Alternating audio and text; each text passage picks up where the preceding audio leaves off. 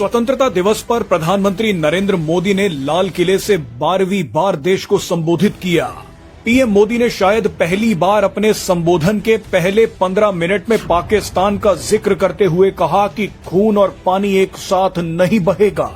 PM Modi ने कहा कि ऑपरेशन सिंदूर से पाकिस्तान की नींद उड़ी हुई है।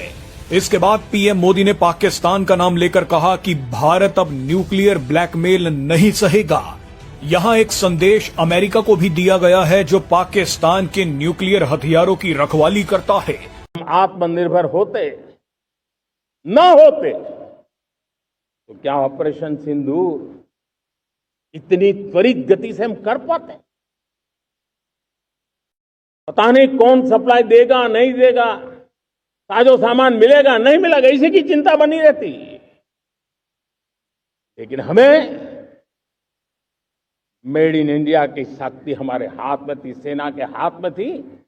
इसलिए बिना चिंता, बिना रुकावट, बिना हिचकिचाहट हमारी सेना अपना पराक्रम करती रही। चीमा साहब ये बताएं, ये जो बयानात अब मैंने आज सुनाया वो एक बड़ी वॉर मॉन्गरिंग वाला बयान है ना, इंसान बन जाओ वरना हम तुम्हें सबक सिखा देंगे, ये हो गया कि पाकिस्तान के लिए सीरियस थ्रेट है जो ये बातें हैं। क्या ये किसी चीज का पेश खैमा है? Sweep around the boat to arrive here at the Lahori. आपको बता दें प्रोटोकॉल के तहत आज का जो पूरा कार्यक्रम होता है ये रक्षा मंत्रालय की जिम्मेदारी होती है, तो इसीलिए प्रोटोकॉल के तहत आपको सबसे आगे रक्षा मंत्री और दूसरी तरफ से पाकिस्तान की इस्टेब्लिशमेंट को अब इस जगह पे एक इस मरहले से आगे निकलने की जरूरत है और पूरा पाकिस्तान थक चुका है। अब आपको इंडिपेंडेंस डे वाले दिन एक खुशखबरी और देता हूं। हमारी इकोनॉमी ने आंसर दे दिया है। ये सारे जो बड़े बड़े इकोनॉमिस्ट हैं, इवन कि डोनाल्ड ट्रंप को भी मुंह तोड़ जवाब है इन सबको। अभी अभी पता लगा कि जो हमारी क्रेडिट रेटिंग है उसे इंप्रूव कर दिया गया है। ये तो तब है जब हमारे ऊपर धमकी है 50% के टैक्स की। ऊपर से एक और न्यूज आती है कि जो हमारा इन्फ्लेशन है वो कम हो गया है। It is now very very low. और आपको मालूम है तीसरी न्यूज ये है कि जो हमारी जीडीपी है वो 6.5 6.9 की रेशो से वो बढ़ रही है। मुआशरे की बीमारी है ये ज़हनी कैफियत है हर शोबे से ताल्लुक रखने वालों की। आपने कभी सोचा नाज़रीन कि हमारा सबसे बड़ा मसला क्या है? हमारा सबसे बड़ा मसला ये है कि हम अपना हक लेने की कोशिश में कई लोगों का हक मार देते हैं। हम इतने खुदगर्ज हो चुके हैं बतौर माशरा, हम इतने सेल्फिश हो गए हैं कि हम सिर्फ अपने आप को देखते हैं, अपना हक मारने के लिए दूसरों के हक को मार देते हैं, रोन देते हैं। हमारा मसला ये है कि हम अपने मसाइल को हल करने के लिए सिर्फ अपने मसाइल को हल करने की कोशिश करते करते दूसरों के लिए मसले खड़े कर देते हैं। हम इंसान हैं, हम अपनी तकलीफ को ख़त्म करते करते दूसरे इंसान की तकलीफ को समझ ही नहीं पाते। हमारी हालत है कि हम खुद के लिए सुकून हासिल करने के चक्कर में दूसरे का सुकून छीन लेते हैं, तबाह बर्बाद कर देते हैं किसी के सुकून पुरसुकून ज़िंदगी को। हमारा अलमिया ये है कि हम खुद को फ़ायदा पहुंचाने के लिए इतने खुदगर्ज हो चुके हैं कि हम दूसरे का नुकसान कर देते हैं कि नुकसान हो जाए उसका, मेरा फ़ायदा हो जाए। और ये हाल किसी तो ये बड़ी क्रिटिकल नजर आ रही है। ये कोई इतना वो मजाक नहीं है। मोदी साहब इसको किसी डायरेक्शन में, ये सारी की सारी अपॉर्चुनिटी है नरेंद्र मोदी के लिए, याद रखिएगा। दोज हु थिंक कि ये मोदी को मुश्किल में डालेगा, नहीं, मुझे नहीं लगता। मुझे नहीं लगता ये मोदी को मुश्किल में डालेगा। मुझे लगता है कि ये मोदी के एडवांटेज में जाएगी। मैं ये चीज़ समझ रहा हूँ।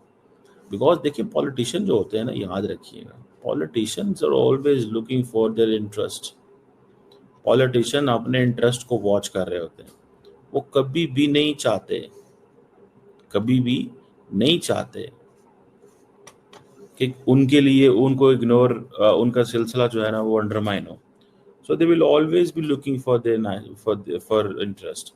और एक बात बताएं, अभी इंडिया के अंदर जो कुछ हुआ है, मोदी साहब ने जो कुछ किया है या जिस तरह सिचुएशन डेवलप हुई है, आपको लगा नहीं है कि मोदी साहब is equally looking for his interest and India's interest? His interest is to stay in power. जो अमित शाह साहब अगले दिन टीवी पे पार्लियामेंट में, संसद में कह रहे थे, क्या बोला वो? संसद में ये कह रहे थे कि भाई साहब तुमने 20 साल वहां रहना है, तो आप क्या समझते हैं कि ये बीजेपी और ये आरएसएस वालों को सुनेंगे कि मोदी 5 साल 75 में रिटायर हो जाएगा? मोदी अगले 10 साल नहीं रिटायर होना। अगर रिटायर हो गया तो मैंने दस वो 25 साल का प्रोजेक्ट लेके आया कम से कम, अनटिल एंड अनलेस कि ऑपोजिशन इतनी फियर्स कैंपेन करे, इतनी तगड़ी कैंपेन करे कि उनको आउट कर दे।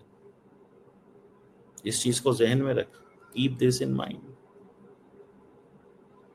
ऑपोजिशन इतनी सवेयर कैंपेन करे, इतनी सवेयर कैंपेन करे कि उनको जनाब ये समझ लगे कि नहीं यार ये तो हमारे पास की गेम नहीं है, हमें तो इसमें नहीं, वो हम तो नहीं कुछ कर सकते। समझ रहे हैं बात? इससे ज्यादा कुछ नहीं होने वाला। समझ रहे हैं जनाब?